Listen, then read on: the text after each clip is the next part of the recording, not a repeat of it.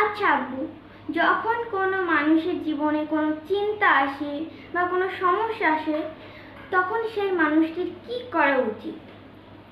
আমার মেয়ে মাহি আমার কাছে জানতে চেয়েছে যে কোনো মানুষের জীবনে যখন টেনশন, চিন্তা, সমস্যা বা প্রতিকূল পরিস্থিতি আসে তখন সেই মানুষটির কী করা উচিত।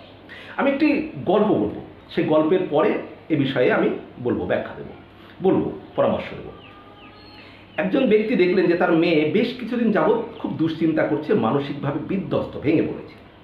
তো তার বাবা মেয়েটিকে জিজ্ঞাসা করলো, তার মেয়েকে, যে তুমি কেন এত দুশ্চিন্তা করছো, বিধ্বস্ত হয়েছো, কী ব্যাপার? তো মেয়েটি বললো, অফিসে বিভিন্ন রকম সমস্যা চলছে, বিভিন্ন রকম সমস্যা নিয়ে তার মধ্যে একটা বিশাল টেনশন, উদ্বেগ কাজ করছে এবং মানসিকভাবে বিধ্বস্ত হয়ে পড়েছে। তখন মেয়েটির বাবা তার মেয়েকে রান্নাঘরে নিয়ে গেল, রান্নাঘরে ডেকে নিয়ে গেল, দিয়ে বললো, আমি তোমাকে কিছু জিনিস দেখাবো।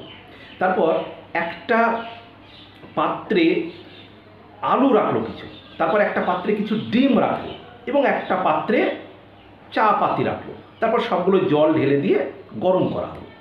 এবার গরম করার পর দেখা গেল যে আলু, যেটা এমনিতে স্বাভাবিক অবস্থায় শক্ত, কিন্তু সে নরম হয়ে গিয়েছে, সিদ্ধ হয়ে। আর ডিম, যে এমনি আমরা ভাঙলে জানি সে তার ভিতরে নরম থাকে, কিন্তু ডিম দেখা গেল শক্ত হয়ে গিয়েছে।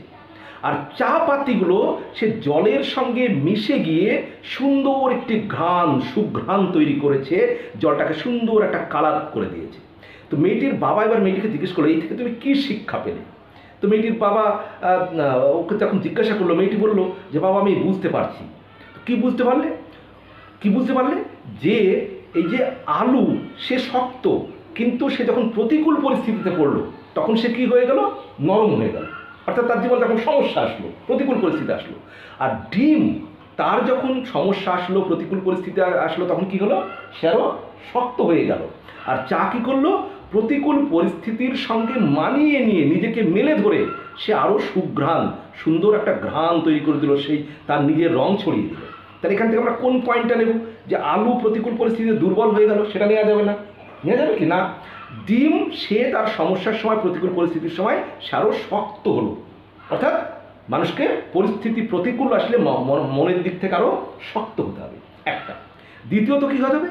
চায়ের মতো তার নিজের গুণ দিয়ে, অর্থাৎ চায়ের যে রং দিয়ে সেই জলটাকেই সে কালার করে দিল, নিজের মতো করে সাজিয়ে দিল, জলটিকেই কালার করে দিল। তার মানে কি?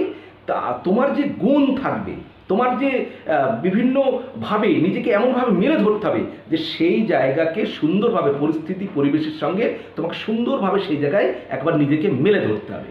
তাহলে দুটো পয়েন্ট দিতে হবে এখান থেকে।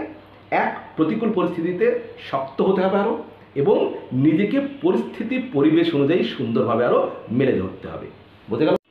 তাহলে প্রতিকূল পরিস্থিতিতে কি করতে হবে বোঝা গেল। অর্থাৎ নিজের মনকে শক্ত করতে হবে, মনোবল রাখতে হবে। ডিমের মতো, আলুর মতো নরম হয়ে গেলে চলবে না প্রতিকূল পরিস্থিতিতে, ডিমের মতো শক্ত হতে হবে।